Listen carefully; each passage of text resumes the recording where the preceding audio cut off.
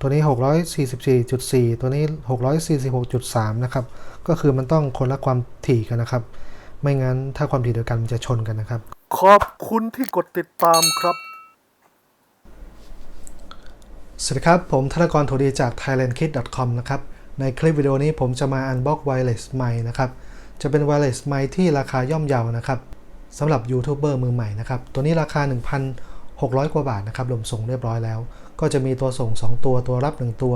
ระยะการส่งก็ไม่ไกลมากนะครับอยู่ที่ประมาณ30 เมตรนะครับข้อดีของตัวนี้ก็คือเป็นแบบชาร์จได้นะครับด้วยเรทราคานี้ก็คงหาไม่ได้แล้วนะครับที่มันจะสามารถชาร์จได้นะครับส่วนใหญ่ก็ต้องใช้ถ่าน AA 2 ก้อนนะครับซึ่งผมคิดว่า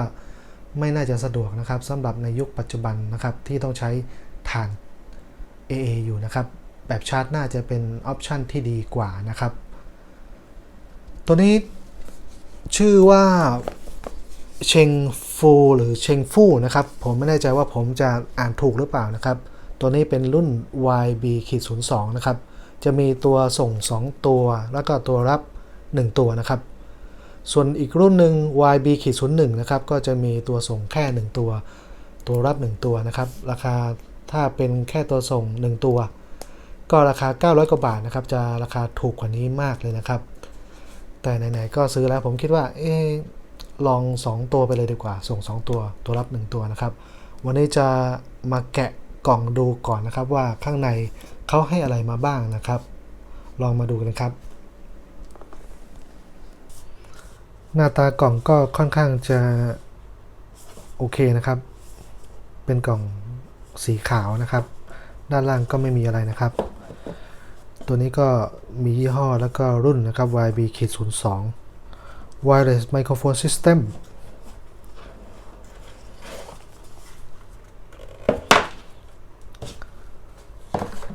พอเปิดออกมาก็จะเห็นคู่มืออยู่ด้านบนนะครับ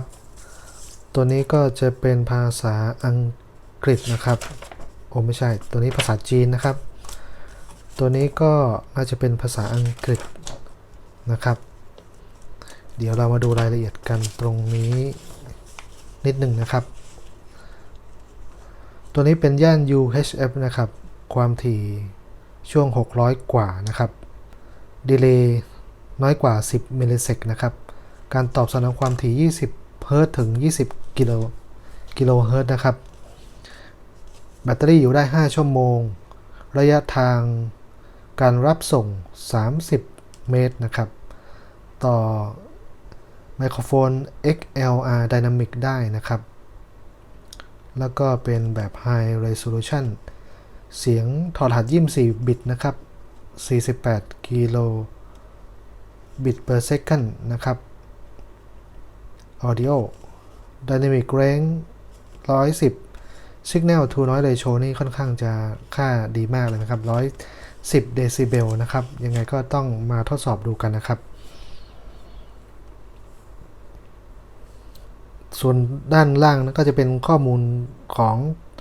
ตัวส่งและตัวรับนะครับคู่มือด้านขวานะครับก็จะบอกปุ่มต่างๆนะครับแล้วก็ฟังก์ชันการตั้งค่าต่างๆนะครับ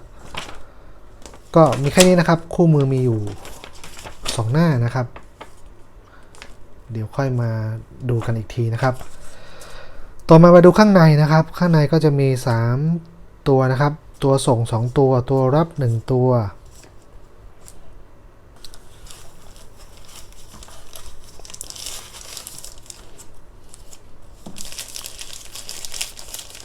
ดูตัวแรกนะครับตัวนี้เชงฟู YB-02 ตัวนี้เป็นตัวรับนะครับ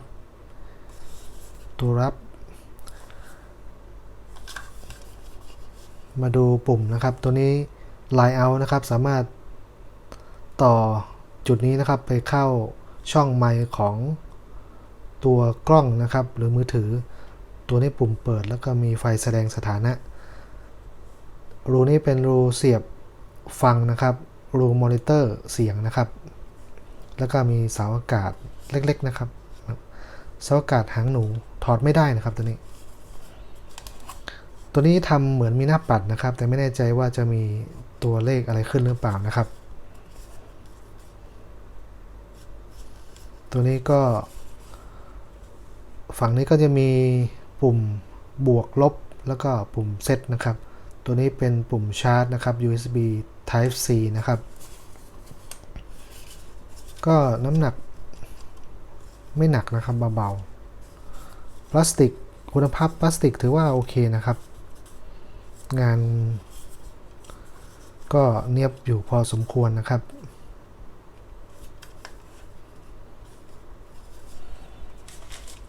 ต่อมาจะเป็นตัวส่งนะครับตัวที่ 1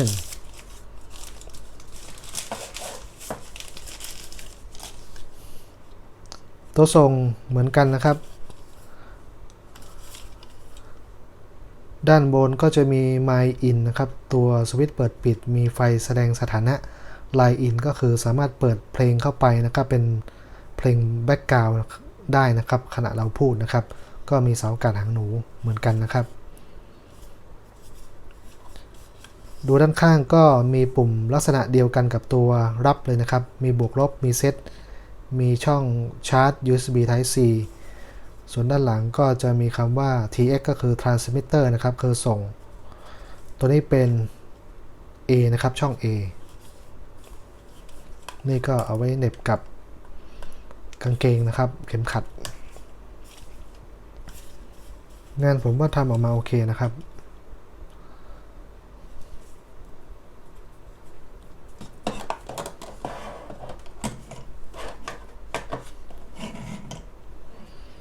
ต่อมาตัวส่งตัวที่2นะครับ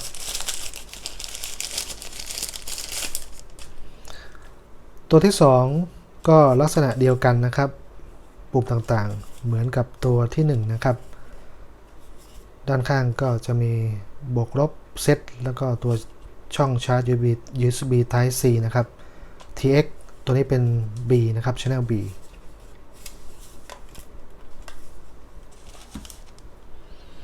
ต่อมาดู Accessory นะครับตัวนี้เป็นตะขอเกี่ยวนะครับน่าจะเกี่ยวกับตัว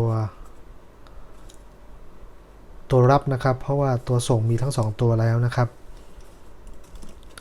แล้วก็ตัว Hot Shoe นะครับตัวนี้เอาไว้เหน็บกับหัวกล้องนะครับเสียบกับหัวกล้องก็เดี๋ยวเสียบไว้เลยก็ได้นะครับ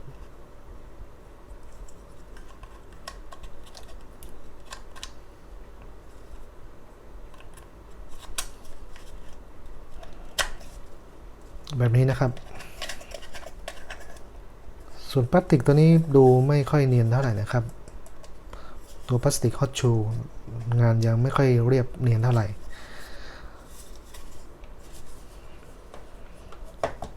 ต่อมานะครับมาดูว่าเขาให้สายอะไรมาบ้างนะครับ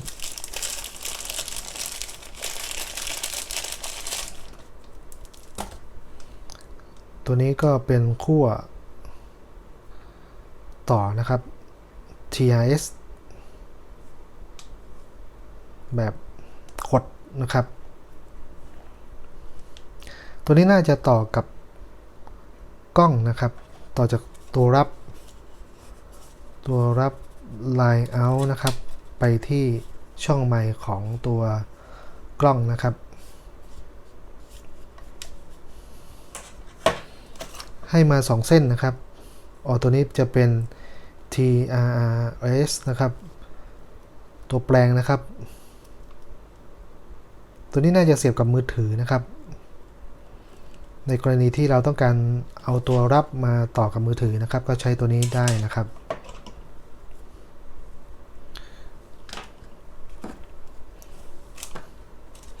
ถัดมาก็จะเป็น USB Type C นะครับตัวนี้น่าจะมี2หัวนะครับ USB A 1 อันนะครับ USB Type C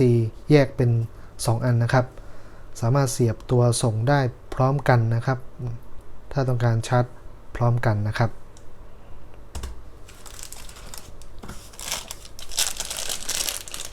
ต่อมาดูไมโครโฟนนะครับลาวานีไมโครโฟน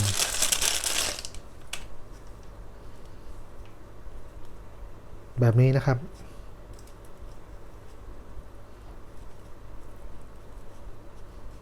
ขอดูข้างในนิดนึงนะครับเป็นแบบนี้นะครับ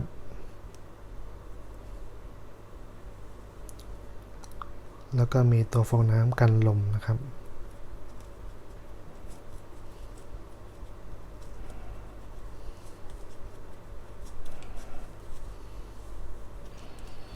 แล้วก็มีตัวล็อกด้วยนะครับลองใส่ดูตรงช่องไมค์นะครับสามารถล็อกได้ด้วยนะครับกันหลุดนะครับ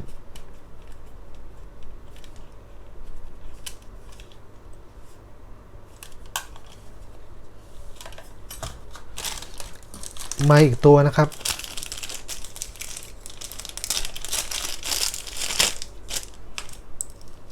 ก็ลักษณะเดียวกันนะครับก็มีที่หนีบให้ตัวนี้เป็นโลหะนะครับเป็นโลหะแล้วก็มีตัวล็อกเหมือนกันนะครับก็เดี๋ยวใส่ไว้เลยแล้วก็ล็อก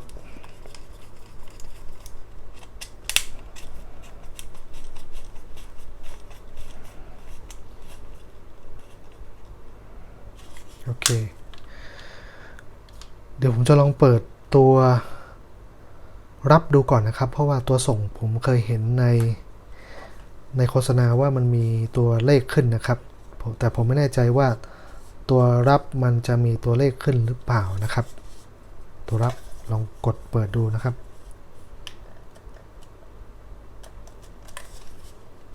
มีไฟเขียวติดขึ้นมานะครับ